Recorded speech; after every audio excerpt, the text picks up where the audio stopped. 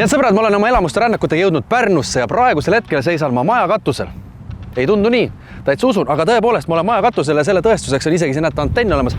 Ma olen Bernova loodusmaja katusel, aga mida see Bernova endast täpsemalt kujutab? Ja et seda on toetatud ka veel Euroopa Regionaalarengu fondist rohkem kui 200 000 eest. Mida siin kõike tehtud on? Lähme hüppame sisse.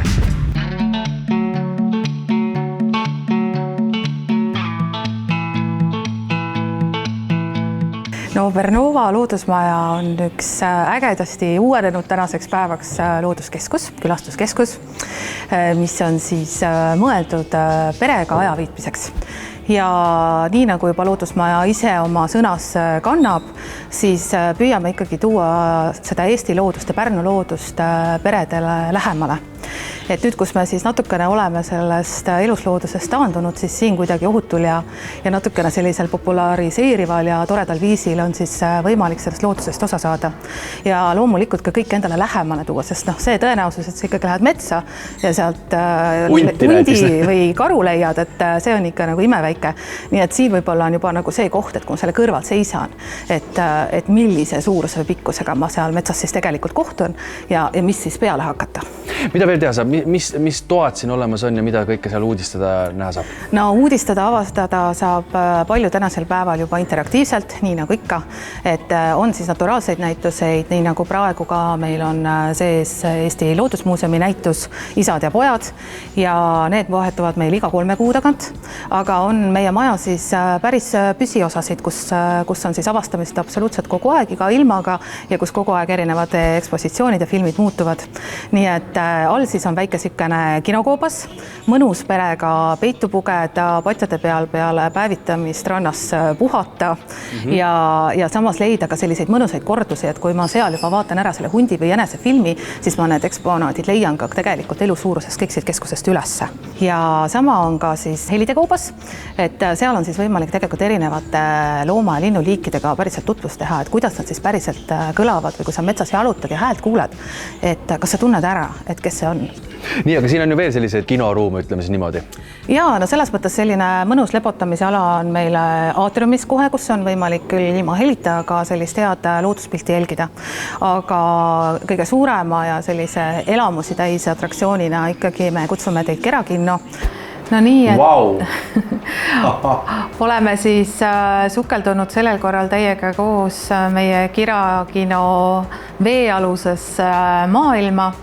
Ja siin on meil võimalik siis läbi aasta tutvust teha erinevate populaarteaduslike filmidega, 30 minutit mõnusaid elamusi ja lisaväärtus siis selle keskuse külastusele. No perede vaieldamatu lemmik on ikkagi see lemmiklooma ruum ja kui perenaine juhtub ka kohal olema, et siis saab ka oma käega katsuda ja nunnutada ja kui uksed ühelt poolt suletud, siis nad ka mõnusasti tiirutavad seal ruumis vabal pidamisel ringi, nii et selliseid hommikusi hamstrijookse on võimalik ka niimoodi tabada siia tulles. Ja kui mõni isend juhtub ka üle olema, siis miks mitte ka endale ilusti mõni teopojakene siit kaasa võtta. Kuigi see vöötorav näeb hästi nunnu armas välja, siis tegelikult näppu siia panna ei tasusta pidi väga valusasti näksama. Tule siia, vaatame, kui valus on. Ja sealt edasi saame siis juba minna läbi erinevate, küll mitte enam Eesti, aga troopiliste ja subtroopika ja läbi kõrbevööndite, kus siis on võimalik selle taimestikuga tutvust teha. Ja selle õige kliimaga. Ja õige kliimaga just, ja see on ka, et igal aastaajal tasub tulla, sellepärast et see kliima on ju erinevatel aastaaegadel ka looduses erinev. Nii et kõrb, mis täna on selline mõnusalt Eesti soe, meie tingimustes on talvel tegelikult niimoodi, et paneb nina külmetama. Nii et tasub tulla. Et kui sa hakkad nüüd minema kuskile kaugele maale ja mõtled, et kas see kliima võiks sulle sobida, vaata, siis sa võid tulla siia, istud sinna lebolasse maha ja vaatad, kui kaua sa suudad siin vastu pidada. Pärnu koolilapsed saavad nagu eriti palju sellest majast kasu. No jaa, meil on selles mõttes Pärnu lastel ikka nagu tõsiselt vedanud, et nende jaoks avanevad ka kooli ajal siis meie õppeklassid, kus me pakume siis erinevaid kogusid õppevahenditena.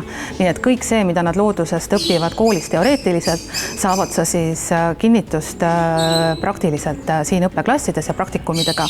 Ja seda mitte ainult tegelikult Pärnu lastele, vaid me pakume seda ka võimalust üle üle Eesti, et kes tahavad teha Pärnus sellist toredat, aktiivset koolipäeva, siis on võimalik niisugune hea meelelahutus ja samas ka selline natukene õppetööd sisse põimuda, üks väga äge päev siin Bernovas ära korraldada. Siin on sul võimalik aru saada sellest, et kuidas pinnakornid moodustuvad ja see, mida sa suurepäraselt õpikutes vaatad, on suurepärased kaardid, hakkad matkama minema, et aru saada, et kus kohas sa lähed nagu mäest ümber on ja kust võib-olla ei oleks nagu kõige targem liikuma hakata, et milliseid tippe sa pead vallutama.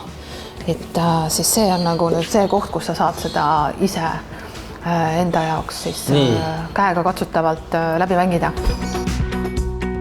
Mis värk teil selle katusega on? See on ka ikkagi niisugune elav.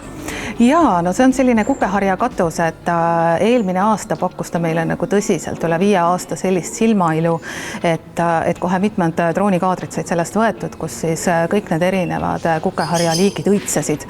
Nii et selles mõttes ka see on omaette vaatamisväärsus, et vahepeal kui tundub, et ta on täiesti oranži karva ja välja surnud, siis tegelikult see pole nii, et nii nagu looduses, kui õige ei ole ilmastikolud, siis ta õitsema ei lähe ja kui kõik on ideaalne, siis pakub ta tõelist lilleilu.